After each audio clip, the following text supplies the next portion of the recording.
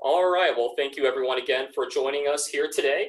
As I mentioned, my name is Glenn Engelberg, and good afternoon or good morning, depending on where you are. And I am the Assistant Director of Recruitment here for the Global Energy Management, or GEM program. And we're very excited here to go ahead and have you join us today for this webcast. Really the purpose of this webinar is to describe the uniqueness of GEM's energy-focused curriculum and the benefits of really understanding the entire energy spectrum, really regardless of what energy sector that you work in. So to help go ahead and demonstrate the importance of understanding all sides of the energy industry, we have panelists here from several sectors of the energy field. And this is why the webinar is entitled, of course, Energy as a Whole, Not Just One Piece. Now today, our panelists are going to answer some commonly asked questions about the GEM program to help them discuss it further and give some unique perspectives with their unique energy backgrounds here. And before we get started with the panelists, with the questions for them, I would like to go ahead and briefly review some important information on the GEM program to make sure that everyone's on the same page, because I know everyone's familiarity with it may vary a little bit. So, as you can go ahead and see right here, the GEM program is 100% energy focused, and it is a Master's of Science program. And that 100% energy focus is with the entire curriculum, but also reflected strongly in the student body and faculty. We are also AACSB accredited as a school of business here. It is the top 5% of business school designations that you can get in the entire world. So something we're very proud of. And also, as you can see, it's a hybrid delivery here. So we have a quarter system designed specifically for working professionals. And the first 4 days of that, you would come to Denver to the business school here. And then the remaining 9.5 weeks of the term will go ahead and be in the hybrid online format because the program is designed for full-time working adults. And lastly, the advisory council here is the reason why we have such a strong partnership with the energy industry. In fact, about 12 to 15 energy executives and government professionals help comprise this executive panel that will go ahead and shape the curriculum, meet at least a couple times a year to make sure the program is addressing all the most important and current energy trends as well. As you can see here as well, a couple other quick things before we get started. We have over 400 alumni and students worldwide. And with that, we actually have been around for about 10 years, and we are accepting students now for our 20th cohort, which we're very excited about, and that begins on January 11th. And we'll go over a few more of those details later in the webinar. Also, I think one key fact as well in terms of return on investment is that actually about 55% of the students in the program have actually been promoted by the time that they graduate. So I know that's something that's exciting for the students, but also for us to see that they're, through the networking and everything else, that they're getting that return on their investment. And lastly here, with the curriculum that we'll be talking about a little more today, these are just some examples in terms of the core courses, as well as the electives that we have, including the travel course for London and DC, which I know Andrew will go ahead and talk about in a little bit here. And also we have 9 core classes and 3 electives for a total of 12 courses here. And we do try to pair a qualitative class with a quantitative class as well. So without further ado here, as I mentioned earlier, we have some prepared questions to help guide the conversation today. And we'll have each panelist quickly introduce themselves here in a moment to just say, their name, job, affiliation with GEM, the sector of the energy industry that they work in, and then we will go ahead and begin directly with the questions. And one other thing too before that as well, everyone, you may see a chat box at the bottom of the screen. There will be a Q&A session at the very end, so if you have any specific questions, please go ahead and write them in there, and we will go ahead and address as many as we can at the very end. And without further ado, I will go ahead and have Dr. Jack Mason first introduce himself, and then Andrew, and then Jonathan, and we will go from there. Hi, everybody. Can you hear me okay, Glenn? Yes, I can, Dr. Mason. Thank you. Just wanted to check. Hi, everybody. Welcome. So as Glenn said, my name is Jack Mason. I'm actually at the stage of my career where I almost hate to say how many years experience I have. It's well north of 40, almost, actually more than 50. Most of my experience, I would say the bulk of it's been in the electric utility, gas utility, power industry. My academic background is I have a PhD in engineering from MIT, but I also went back sometime later as a Sloan Fellow to MIT's Business School, and did some research, traveled around to Japan, Europe, and the US, and did some research and ended up with a master's in management. I've actually sort of a couple of tracks here. I actually haven't done a lot of technical work in my career, but I've spent a lot of time building businesses, built support programs for power plants. Early in my career, did safety analysis. Also have done a lot of consulting for really large organizations, electric utilities that were undergoing turnarounds, working for senior executives like presidents or executive vice presidents. And so the other side of my career is that I actually started, depending how you count it, 8 businesses or so. And so I'm a bit of what people call a serial entrepreneur. And most of those businesses have been in various parts of the energy industry. In fact, I try to bring in a lot of entrepreneurial thinking into the courses that I teach. So that's a little bit about my background. Oh, wonderful. Thank you so much. And it's not by accident that Dr. Mason is the Director of Entrepreneurship at Duquesne University. So thank you very much. Andrew, why don't you say a few words here? Sure, yeah. Andrew Keller. I've spent 9 years working for an oil service company, and the last 3 years working for a tech company that caters to oil and gas. In my oil and gas background, excuse me, I did start off on the shop floor, got out of school at Texas A&M as an ag, with an ag major, and then found my way into the oil field. Like I said, started on the shop floor, then installed wellhead and hung casing, production trees, set two-way checks, back pressure valves, and then did some inventory work for them, and then some safety work as well. Worked for their safety department for about 2.5, 3 years, and then ran a facility in Hobbs, New Mexico, and then came back to Denver. So now what we do is we specialize with the tech firm I work for today is to cater to oil and gas through a variety of GPS asset trackers. And then we're also getting into some produced water management. So yeah, that's basically my background. Wonderful. Thank you so much, Andrew. And then last and certainly not least, Jonathan, why don't you say a couple quick words about yourself? Cohort 5 and graduated from the GEM program in 2012.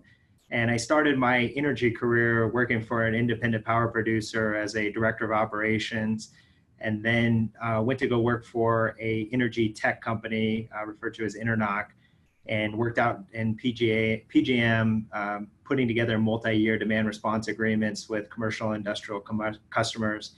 And a couple of years ago, I was recruited to come back to Denver, Colorado to work for Xcel Energy. And I work within our customer solutions group, gathering market intelligence that helps support our product strategy and development team, along with our executives in making customer decisions. All right, wonderful. Well, thank you so much, gentlemen. And right now we will go ahead and start with the first question that we have here. It is for Dr. Mason. And the question is, Dr. Mason, can you provide us with a brief overview of the courses that you teach here, and more specifically, an example or two of some of the energy case studies or pieces that you'd like to share in your classes? Sure, glad to. So the course I've been teaching long enough, in fact, I've taught it to every cohort except the first cohort, I believe, is called Energy Asset and Production Management. Basically, it's a complete operations management course. We work through on one, there's a number of layers in the course. We work through on one level all the various management functions you might need to manage operations and assets, from some strategy work to operations management to product research and development to supply chain work, planning and scheduling, facility planning, some things even related to maintenance, for example. So it's a complete operations management course. We use a fairly standard operations management textbook, but at another level, I particularly like to emphasize the fact that as managers, one has to deal with a wide range of predictability or uncertainty, from things that you really know well and have a lot of experience with to things that occur really, really infrequently. Some people refer to these as black swan events. They're catastrophic and have a significant impact. So we look at we also look at dealing with uncertainty around probabilistic techniques, for example. So that's another layer. We actually spend the first 6 weeks of the course talking about pretty standard operations management functions. Then we introduce some statistics and things like portfolio theory and real options to manage uncertainty in that domain. And then we spend in week 8 a good bit of time talking about events that you really, how do you prepare for events that you can't even imagine. The major project, some of the case studies, actually the fourth, as Glenn may have told you, the first 4 days, there are 2 courses, each 4 or 5 hours. We actually spend the 4th day of the first 4 days spending the whole 5 hours doing what I typically do as a consultant in doing strategic planning for very large organizations. And we use a case that's about a company called Arriva T&D that sells, a global company that sold transmission and distribution equipment. The major project, the major team project in the group, we actually do, there is a requirement to model a portfolio of energy assets. These could be wells, they could be different plays within a portfolio of oil and gas plays. It could be generating assets. It could even be things like a portfolio of energy conservation measures. And the students are required to put that together in teams and model it using a technique we call statistical simulation, or some people may have heard of it as Monte Carlo simulation, wherein you, instead of putting specific numbers in, you actually put probability distribution functions into the model and end up with not with one number as an answer, but a probability distribution for the outcome, which might be net present value, for example. So I also have taught the advanced finance course, which was a combination of applying options, derivatives, futures contracts for managing energy circumstances. In that case, we actually spent the 4th day. It was a whole day of actually doing a trading session down in the commodity center in the business school building. The second part of the course was actually a lot about entrepreneurial endeavors, and one of the major project there to build in teams was a business plan for business that students come in and pitch ideas for. We select teams and actually develop a business plan throughout the semester. Currently, I'm actually redesigning the capstone course, which is a strategic management course. And it's all about high-level strategy, sort of an opportunity to tie everything together. And actually what I'm going to introduce there is actually in order to make sure that everybody has the opportunity to put a business plan together. I think one of the major project there will be actually to build a business plan for a business of the student or the team's choosing. So a wide variety. A lot of in the operations management course, we do a lot of smaller cases that relate to electric utility industry. We do some smaller cases that have to do with oil and gas field equipment supply. So the idea is to introduce a lot of it's a lot of similar things you would do in getting a master's at a business school, but we make a special effort to make sure that the cases that we use provide a variety of examples in the energy industry, various segments, as you can see, oil and gas, electric power, renewable projects, for example, and those kinds of things. So the idea is to make it really relevant to the energy industry and to, at the same time you learn these management skills, to learn a lot about the energy industry. Wonderful. Well, thank you. Yeah, and yeah, I think Dr. Mason made a couple really good points there. The first two is that that we do try to go ahead and really emphasize all sectors of the energy industry, but like in a business mindset. With it as well. But also I think the manager mindset too, which Dr. Mason mentioned, is important because a lot of our students are either embarking on a leadership opportunity or manager one, or currently in one and looking to grow. So we try to go ahead and help with that mindset as well. And I know Dr. Mason, when I sat in on the class with the Black Swan example, that was a perfect example of exactly what that is. So yeah, thank you for that. Andrew, next question is for you. The question here is, how did having instructors with industry experience help you apply the curriculum to your job? And can you discuss maybe a couple specific examples with a course or two that was primarily helpful? Yeah, sure. So the biggest takeaway I had was just how to reevaluate different jobs and projects, how you're doing things today versus how you did things before GEM. Whether it's a life cycle or just net present value, there's ways you can now kind of come to it with a new perspective and say, hey, this is something we should do, or this is something we shouldn't do, or even if it's not to that degree, just, hey, can we think about it a different way so the path of success is higher. The finance course and the energy law courses were the two that probably I got the most out of. I didn't know a whole lot about those things, and really was able to learn a lot. The law course, we had to pick up the phone or email real people in different states and ask them how to permit something, what the requirement was of that. I just didn't know there was that much work that would need to go into something like that. It really kind of opened my eyes to what was necessary to just start a project. Not even, this is before the first shovel hits the ground, right? This is 24, 36 months of paperwork and permitting and planning that has to be approved. And so it's a time and labor intensive process, maybe more time than labor, but still, it was definitely a learning. I learned a lot from that. But as the instructors themselves, not at one point could you ever go to them and ask them for a real world example and they could not give you one.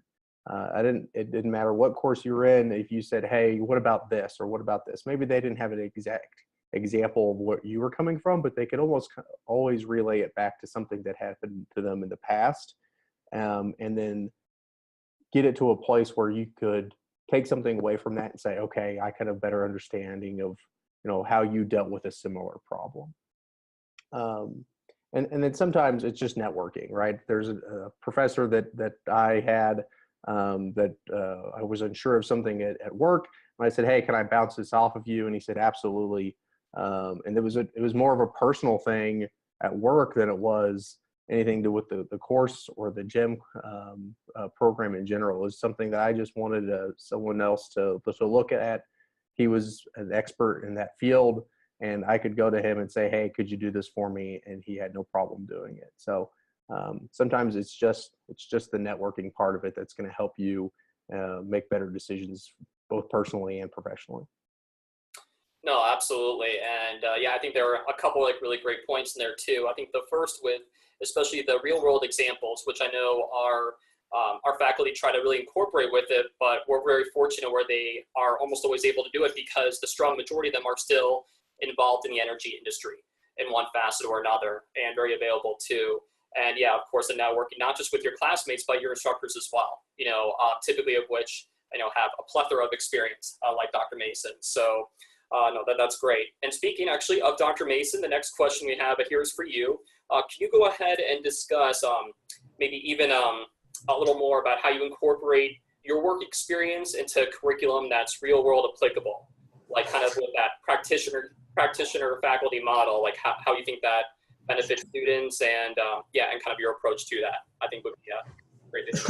Sure. I think one of the reasons I can do this is, in my case, as I said, I've worked as an employee or executive or manager of probably a dozen companies, but I've also done a number of startups. I've also worked as a consultant for a lot of other organizations. And in particular, as I mentioned earlier, have had a lot of consulting engagements, really large organizations that are undergoing significant change, where I was actually embedded in the organization for 5 days a week over periods of 8 to 18 months.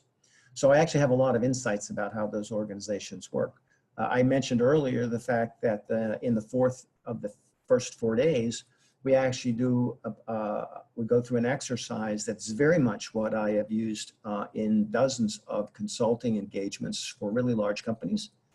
And I've also used it with medium and small organizations to either develop a strategy for an organization or actually, in those cases, perhaps do a turnaround or a performance improvement engagement. So these are real techniques that I've applied and that students, after they graduate, can apply as well. A lot of the case studies as I've selected are very parallel to what I've done. One case we do has to do with a utility in the Southwest. We work through the case in many respects, talking about how one can do what's called business process reengineering in order to the processes within the utility. But I'm actually able to bring some real world experience to that, and caution everyone in the discussion thread that we do each week to say, well, in theory, all this stuff is great. But let me give you an example where things didn't go so well for me, because what I was doing wasn't necessarily totally aligned with what the president of the company was doing. It was a significant object lesson for me about being able to understand the context within which you try to apply some of these models. In the advanced finance course, when we talk about derivatives and hedging and so forth, my experience in doing that actually comes from working with a lot of really large companies like JCPenney and Kohl's and Hyatt, helping them procure their energy supply, natural gas and electricity to operate their facilities. And so the experience in how to manage energy supply in that way comes from actually helping a lot of for real companies figure out how to do it. A lot of the cases are pretty much the same experience. One of the things I think is important is that in developing your management experience, and this is the reason why a lot of these cases are so important, the wider range of experience you can have in terms of types of companies, what energy industry segment it's in, the size, what particular segment, I think those things can really broaden your perspective. And it can give you, as I say, sort of a really good idea of what are the levers you can push and pull, what are the buttons you can push and pull, what are the knobs you can adjust with working within an organization as a manager to affect change, whether you're talking about a really small organization of a half a dozen people, or if you're talking about an organization with 10 or 12,000 people in it. So those are all practical experience, sort of tempering, if you will, the theory that comes out of textbooks, for example. Wonderful. Well, thank you so much, Dr. Mason. I think, yeah, it's sometimes, it's like learning through experience and experience of others of what does and doesn't work, right? Sometimes you learn more from those experiences too. And of course, Jonathan, don't worry, we did not forget about you. So we have next question here for you. I know you work in the utilities industry over at Excel, so I was hoping you can discuss a little more about how having a curriculum that's devoted to all sectors of the energy field was particularly helpful for you in your career, and if you have maybe an example or two to help illustrate that point.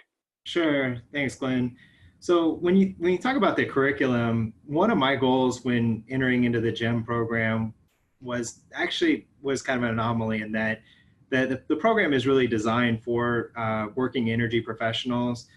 Where I came in from a finance background and working for a couple of Fortune 500 companies, and I really wanted to leverage the GEM degree to get into the energy business. And I really thought that it would be in energy lending to the oil and gas community, really more upstream. And so having a diversity of classes was really helpful in that. Initially, that was the goal. But where my first opportunity resided within the energy business actually fell quite a bit downstream into power generation and working for an independent power producer. And where the curriculum was really important was we had exposure to all facets of the energy business. And one of the courses that I thought, I really didn't need, or I thought that I didn't want was the marketing course in itself. And when people think about marketing, they think about in the energy business more of commodities trading and getting supply and trading fuels, that sort of thing. But where I really found the marketing class beneficial was a lot of the quantitative and qualitative stuff of understanding your customers and really how to manage and market your business around your customers. And there was a particular company that I actually became engaged with while doing it. I had a choice between a case study between a company with ExxonMobil, and initially I thought the ExxonMobil one was more fitting because I wanted to get into oil and gas, but I actually ended up taking a second look at a company called Internoc. And for those that aren't familiar with Internoc is a energy technology company that's based out of Boston. But what they did is they found a real niche of being able to work with C&I customers to help them understand their energy bills and their usage, and helping them take advantage of what they call demand response programs.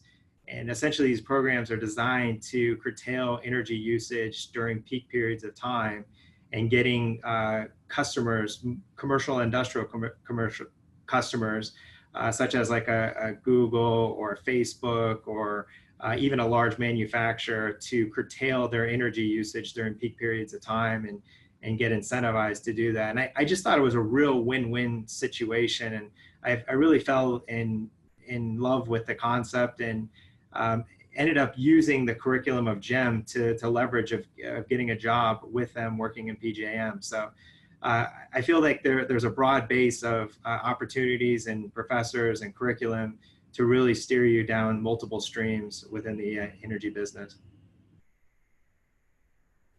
Wonderful. Thank you, Jonathan, too. And I think that's something that a lot of students find, is that some of the classes that you may not think pertain the most end up being the most beneficial in the long run, but there really is a purpose to all of them, and they really are applicable that way too. So the next question we have here is for Andrew. It kind of touches on a couple things that we talked about, but to elaborate further, working in the oil and gas industry right now, Andrew, I guess, can you go ahead and talk a little more about the advantage of learning about all different sectors of the energy industry, not just oil and gas, and how you think that is generally helpful for any energy professional, regardless of what sector they're in? Yeah, sure. The program does a really great job of bringing a bunch of pieces that make up the energy sector into a bigger and larger picture, more encompassing, and how one thing changes in maybe coal can affect oil and gas. So if coal prices are going up, and then that it's got a dying industry in the U.S., you also know that, hey, they're probably going to switch over old coal plants to natural gas plants, and what does that do to the gas market? Where is that going to be filled? Is there enough gas out there? There's plenty of gas out there, but is there enough pipeline access out there? So there's lots of things that, hey, just because one thing is happening, it's not an isolated incident at all. There's going to be a stream, a ripple effect that's going to happen, and if you better understand that, you can better make some decisions on how to react or prepare for even better what is going to happen. Same thing with nuclear. I came in not knowing really much about nuclear at all. I think it's a great source of energy. I think that the U.S. have done a poor job of actually using it and promoting it. There's a story around there that has been mostly negative. But if we know in 2019 and 2020 there's going to be terawatts of nuclear decommissioned, what does that really mean? It's not going to be able to be filled all by wind and solar. So they're going to have some sort of carbon fuel source take up some of that load. And the great thing about nuclear is that there's virtually zero carbon emissions with it. And so now you're going to replace something that was a zero carbon emitting with something that for sure is going to have some sort of carbon, greenhouse gas emissions. So they're just different things, right? I mean, things I never thought of, and now I can read some news headlines and say, oh, hey, that's pretty neat. And what does that mean? Just being in oil and gas and seeing that nuclear is going to be decommissioned, hey, there's an opportunity there. If you work in the Northeast, there's going to be an opportunity there for gas. There's just going to have to be. All right, wonderful. Thank you for that, Andrew. And I think that's a great example there too. Is that sometimes going ahead and learning about the different sectors of industries there and their interdependence of whether it's going from one to another, how they depend on each other is so important regardless of what sector that you're in. So thank you for that. Actually, the next question we had here prepared for Dr. Mason, he kind of already addressed about the 4-day residency here. So I'm actually going to skip to Jonathan right now on that. And to get your feedback, Jonathan, from the student perspective, can you talk a little bit about some of the advantages of having the first 4 days in person to meet the cohort and the benefit of kind of that model as you kind of grow and network with your classmates? Sure.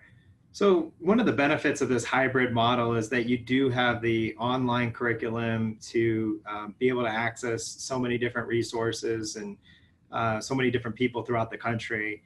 But what really makes it unique is, having that 4-day session with your classmates and your instructors to really get to know them on a personal level, much like a traditional MBA program.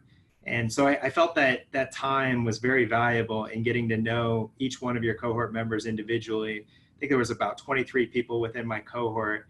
And, having those interactions of going out to dinner, doing fun activities really takes it outside of the classroom.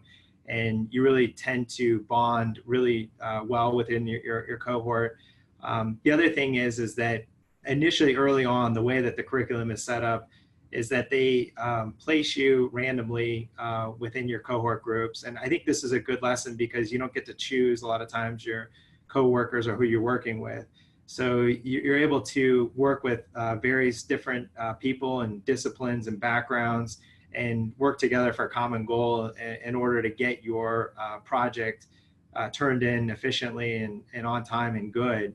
And so I think it teaches that interpersonal element.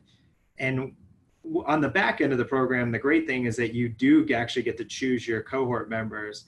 So early on, I think when looking at the program, you really take it from the perspective of, how can I show the most value to my team, and what skills am I great at and what am I not so great at, and how can we work together to leverage all of our skills to accomplish the common goals. And, by going through that process, I think you earn the respect of your peers.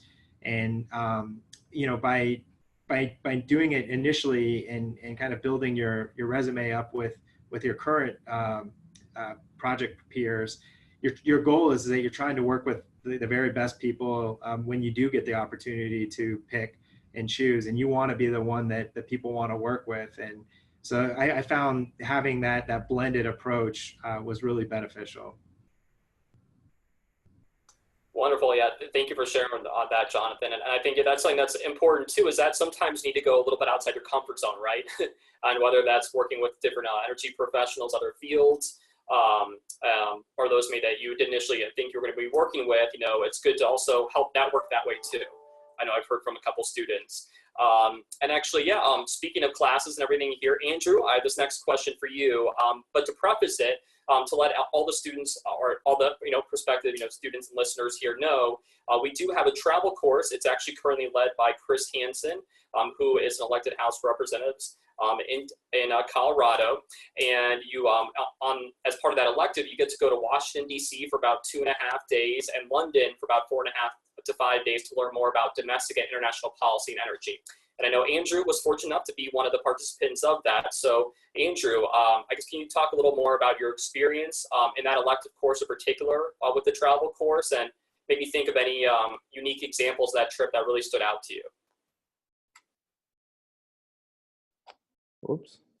Okay. So I love those two courses. They were some of the most fun for sure, but they're packed, right? Bring your walking shoes.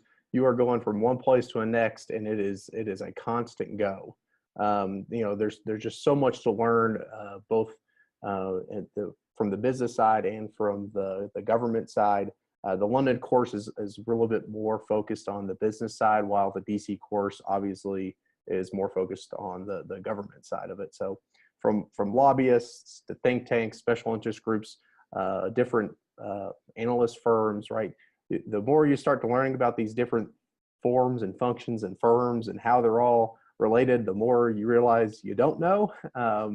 So that was just a very cool experience. I was fortunate enough while at Texas A&M, I was an intern for a congressman in DC. So it was nice for me to get to go back.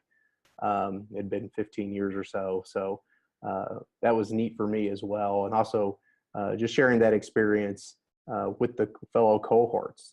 You're from 7 a.m. to maybe not quite 5 p.m., but you are packed in there doing different things. At the same time, being away, you actually do get to let your hair down a little bit and hang out with these people that, for the most part, it's just a business relationship. But there are cohort members and different people that you want to learn from and want to know a little bit more. and that can really benefit you as well. What impacted me the most was when we were in London, we got to meet with Shell's scenario team. And scenarios are not predictions, but what they do is they say, hey, let's account for a whole bunch of different things that could happen. And what does that mean both as a business to Shell, and what does that mean, worldwide? And how do we need to react if something does happen? So the different things that they account for is like electric vehicles. What's their adoption rate? How quickly are they going to come online? How quickly is the market going to take them in? What does that mean for the oil sector? With the other things they talked about is okay, if electric vehicles do take off, where does Shell need to invest? Or do they need to at all? Is it batteries? Is it charging stations? Or is it something they just want to stay completely away from? What if the U.S. shale revolution dries up? What does that do to the world oil market? What if it doesn't? So they take all these different things, and it takes a really broad perspective to take all these different things that feed into how they're going to plan their business and to understand that. So they have a scenario team, but different financial analysts or energy analysts, they have scenario teams as well. So they want to know what's happening in different parts of the country and different parts of the world, so they can better make decisions that are going to benefit their firm or their clients.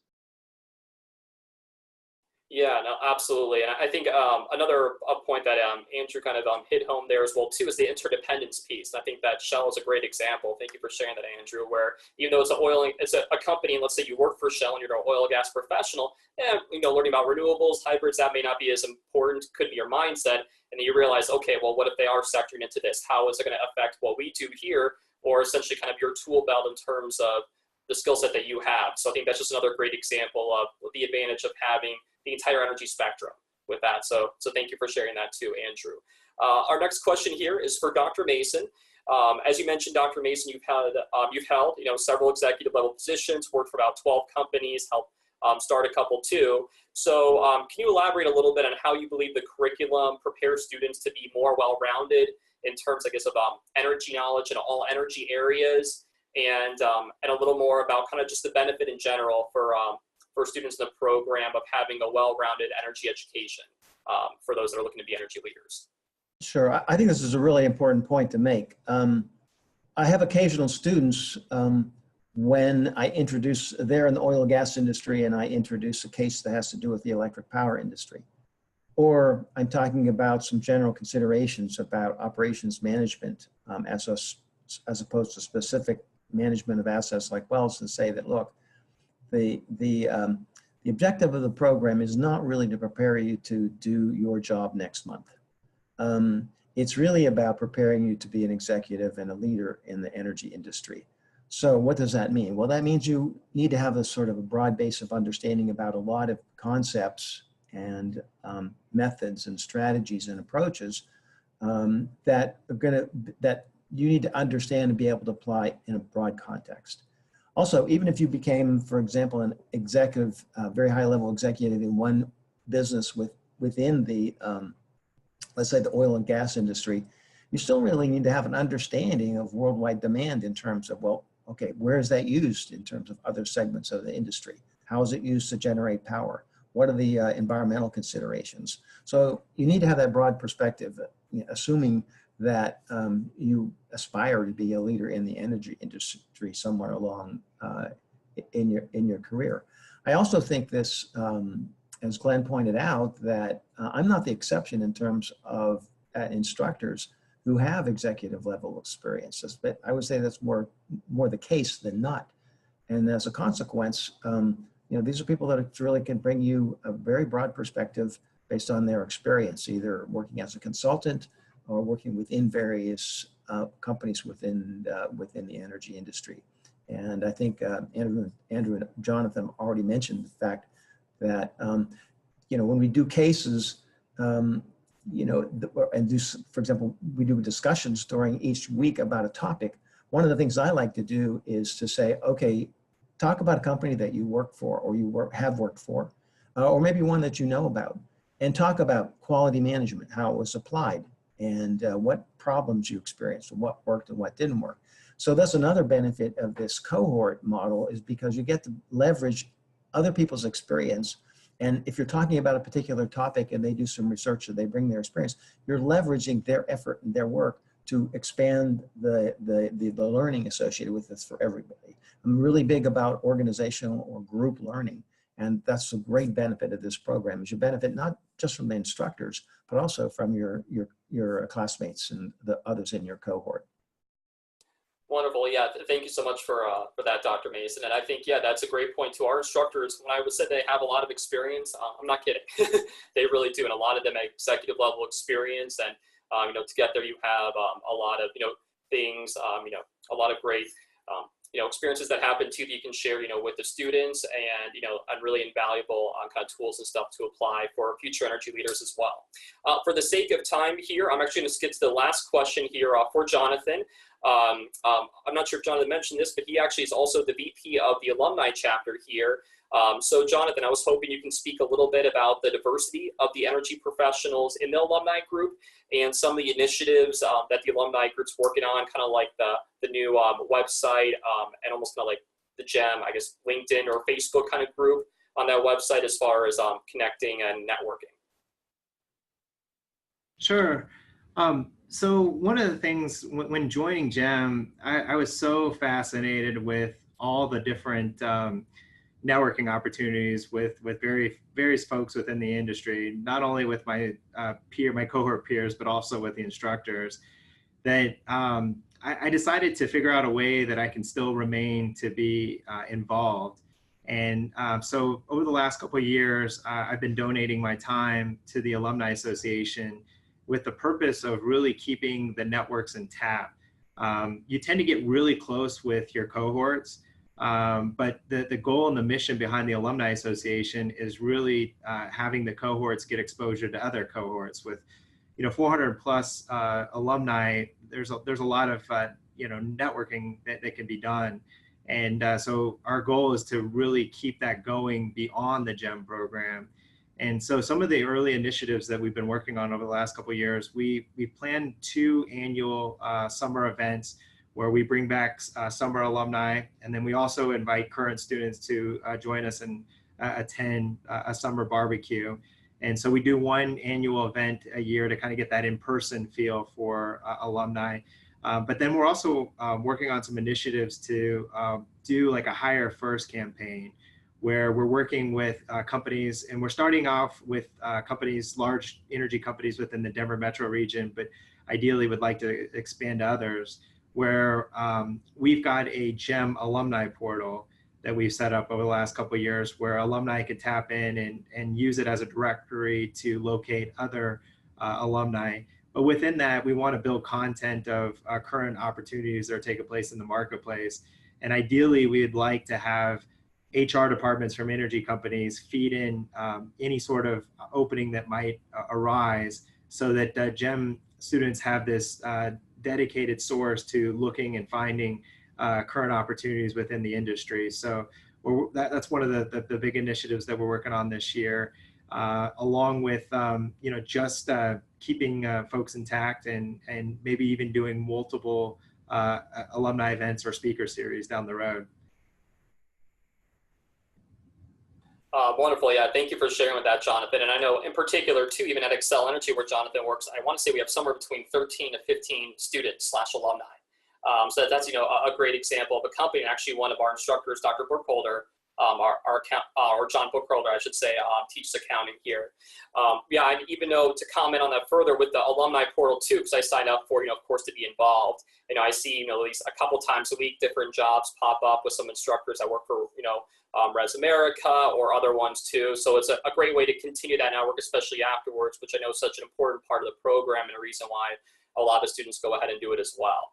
Okay, so now to kind of transition a little bit here, I want to thank all the panelists again for sharing that information. We do have a couple more things I want to share with everyone, and including a brief Q&A session here as well. So with that, I want to go ahead and discuss a couple other quick items here to help out. So as you can go ahead and see here, with how it's set up, that we have a couple key dates that are coming up with the program. And the first one, as you can see here, there we go. All right, as well is September 18th, we have our second webinar, the second of this 3-webinar series. It will be with our current executive in residence, Susan Morris, and quickly that's essentially an executive that we have that comes here specifically to help with some project management workshops, even a couple one-on-ones, do a small group luncheon. So she'll be with me along with a couple others for that webinar coming up, and I will send some follow-up emails with registration links to make sure everyone can do that. For those of you that will be in the Denver area, we do have a prospective student lunch that will be at Maggiano's in downtown Denver. I will send some follow-up emails for that here shortly, and it'll be on our website. There will be limited registration for that, so if you are interested in possibly connecting with a couple faculty in person, and we'll have some alumni there, that's a great way to do it, and I know something that we do often and students get a lot of. And then of course we have classes in October 5th to 8th, and we are still working with students for that quote-unquote off cohort that we have here. And then January, of course, we have cohort 20 from January 11th to 14th. And speaking of which, too, from what John was saying, to be part of this, GEM community, be an energy, help to be an energy leader and take those next steps. We go ahead and we have the application process here. I think I briefly talked about it, but just so everyone knows, the nice thing is it usually takes about 2 weeks to complete application files, and I would actually help you with that as well. In addition to that, we usually get decisions back within about 1 to 2 weeks. So it's a pretty quick turnaround, and as far as application deadlines, they will be on December 15th and September 15th here coming up as well. We also will be having an early action decision for those applying for January by October 5th as well, for even a quicker turnaround and a couple other benefits. So now we do have a couple questions here that I want to briefly get to, and then and actually, before we do though, here, as I promised as well, if you do have any questions for today's panel, they wanted me to share the information with you. Sharing is caring, right? Did I hear that somewhere? So you can go ahead and have this with Dr. Mason, Andrew, and Jonathan. They're very generous with their time to participate today, and their emails are right there. Also, too, yours truly, right there, look at that picture. If you have any questions on the program, applying, want any information, I handle the front end admissions here, and I'm your best contact for that. My email and phone number is there, and as we will send a follow-up email to everyone. But I know we have a couple questions here that I want to go ahead and get to towards the end of the webinar that we have here. So want to go ahead and make sure we can address that. So the first question we actually have here is for Dr. Mason. Dr. Mason, a student asks, if they are planning on staying in the energy industry, why do you think the GEM program would be more beneficial versus an MBA? Here, I'll unmute. Okay. I think the big thing is, as we mentioned earlier, the fact that you not only get, a graduate master's degree in management, but you get a lot of insights about the industry in general. From the things we've discussed already, I think that's really important. I think the other thing, as Jonathan mentioned, you also start to build your professional network. One of the most important things as a professional you'll find is that network is a huge source of intelligence and information about what's going on. So I think that's another great benefit. And the networking, as Jonathan said, is not just among students, but also faculty. Plus there are a number of events and other activities that you will be able to use to basically build that network. So I think, and again, I think it goes back to this thing of saying that, look, it's not a lot about isolated information, dealing with things in relatively theoretical context, but really a matter of applying them in practical circumstances that you're really going to experience in your career. And I think also, you recall, I think Jonathan made a couple of good points, is that, it's not always so easy to know what your path is going to be. In fact, one of the things about thinking entrepreneurially is that in developing your career plan, you don't want to develop it too narrowly. And as Jonathan said, he came into the program thinking of one particular path you might want to take. but was fortunate enough to be prepared and be able to be flexible enough to actually look at some alternatives that turned out to be quite successful for him. So as I say, when I teach his students in the program and elsewhere, don't be entrepreneurial, have a general idea and vision where you want to go in the energy industry, but don't be too specific. You might find that actually is going to eliminate, you'll miss some opportunities you might not otherwise see. And again, this program prepares you to be able to take advantage of those. Markets change. That's right. That's right.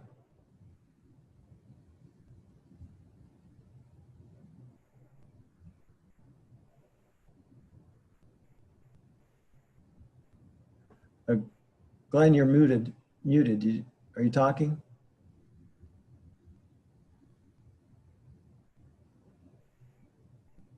Hey, Glenn, I think you're muted.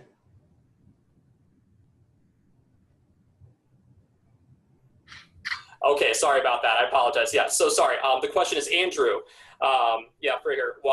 Can you discuss the availability of instructors with office hours, or like if you had any questions, were they responsive, and can you give any examples of how they were able to help? And then I'd love to hear Jonathan's perspective on that too. And now I will mute myself. Yeah, sure. We've got a wide range of people, and obviously some are going to be better at getting back to you than others, but for the most part, they were really good. If you shot an email to them about an assignment, as long as it wasn't the day before it was due, they were going to take time and work with you to either personally or with your cohort group to get it done correctly. A couple of professors, they'll hold office hours. And so what they do is it's a Zoom meeting much like this. They say anyone and everyone's invited. You can ask whatever questions you want. You go through the week's material. You go through any assignments or any discussions. And, you obviously want to be prepared a little bit. Don't go in blind, but be prepared a little bit so you can have either some questions, or even if you're just showing up to hear other people, you want to make sure that if they do ask a question and you're going to see it later, that you can what they're talking about, even if it's just something you briefly read or briefly went over. If you go in blind, you're going to be wasting their time and yours. So I would suggest you don't do that. But for the most part, they're very responsive. If you ask for office hours and say, hey, this is something our group needs or our entire cohort needs, the entire class needs, and can we set a time once a week at Tuesday at 7 o'clock, they'll do that. So for 2 courses particularly, it probably saved our group a lot of heartache and a better letter grade. So don't be afraid to ask. Wonderful. And then Jonathan, can you comment on that as well? Sure. And actually, I'll share a story with the group, and it involves Dr. Mason here. I'll embarrass him a little bit, but I remember my first job out of GEM. It involved me working for an independent power producer, and one of my first assignments was taking a look at a financial model. And I had basically the objective of what the company was trying to do is they were trying to transition a base load power plant, cogeneration power plant in Southern California into a modified peaker plant.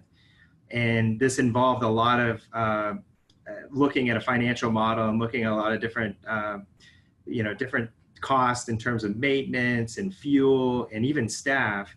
And I had to revert back to my asset management course with Dr. Mason. And obviously Dr. Mason had several years of experience within the power generation space. And he was very helpful in being able to, help me take a look at this model and look at things where I should be starting out and into focus with having to brush up on some old skills there. So I was very appreciative of getting that access. And again, that speaks to the power of the network. Yeah, if I can add, Jonathan was not the only person, but it's not just a matter during the course, but I've had a lot of GEM program graduates that have come back to me and said, Jack, I'm looking at a career change. I've got a couple of opportunities. Would you mind having a cup of coffee or a phone call? And I do that frequently. So it's access after you graduate as well as during the program. I think the other thing that Andrew mentioned is for the group projects in the courses I teach, I really push hard. One is the one I mentioned, doing a Monte Carlo simulation of an asset portfolio. And, I've learned that the idea is that the group project is, for me, more about learning opportunity than it is about assessing students' performance or their knowledge. And so I really insist on once or twice during the course of the project, during the course of the course, insisting we have a Zoom meeting where we talk about feedback. So initially for the project, they give me a problem statement, and then I give them some feedback written. But I would say, 8 times out of 10, we end up setting up a Zoom meeting to talk about it. Late when it gets within a couple of 3 weeks of the final, when students are working, we actually leave in that course. I leave some time on the week 9 out of 10 to work on finishing that project up. But I'd say, again, probably 2/3 of the time, teams will come to me and say, hey, Jack, would you take a look at what we're doing? So we actually go over the spreadsheet model that they're developing and giving them some guidance, because I don't want them to I want them to take advantage of that opportunity. So, and I don't think I'm an exception in that respect in terms of accessibility on the part of the professors. It's really up, and again, it's kind of up to the students to decide to what extent, but I do get a little pushy about checking in with students in various ways. We also, one of the other instructors actually used the technique he refers to as an ombudsperson. So he actually assigns during the first 4 days, and then I extended to go into the rest of the course, where I actually assign one person to get information from all the students and feed that back to me in terms of how things are going in the course. I think everybody's the same way. The idea is when we want to provide value, and we need that feedback in order to be able to make sure that we're providing value and the learning while still maintaining our expectations and standards in terms of performance as well. Yeah, no, absolutely. And just for the sake of time, I think we're about to go ahead and end the webinar here in a moment. But I think an important point that Dr. Mason mentioned too is being proactive here. So whether you're trying to go ahead and seek office hours, or you want to seek career advice or possibly connections, those opportunities are there. But like anything else, right? You can go ahead and guide a horse to water, but you can't make it drink it. So now I know most of the students are very good about that here, but I think especially having the first 4 days on campus to help a comfort level and to help everyone reach out a lot more. So no, that's great. Yeah, so now I think to go ahead, for the sake of time, as I mentioned, we're going to end the webinar here right now. There were still a couple questions we did not get to. I will personally go ahead and email those to you. But once again, I wanted to share this screen if anyone has any questions directly. It's being proactive. These gentlemen were kind enough to share their email, so you can reach out to them. And of course, as well, if you have any other questions as well too, as far as the program's concerned, please go ahead and reach out to me directly. My email and number are there, and we'll go ahead and help you with any questions. One other thing here as well, if you want a recording of this, go ahead and email me directly. I can send you a link for that. And thank you again to everyone who participated in the webinar today with our panelists. Were wonderful, as well as the audience here too. I look forward to seeing you all again here for our next webinar on September 18th. And I hope everyone has a wonderful rest of their day and a great weekend as well. So thank you again so much to everyone who participated here today, and I will bid everyone adieu. Goodbye. Take care. Hope to see you soon. Yeah, absolutely.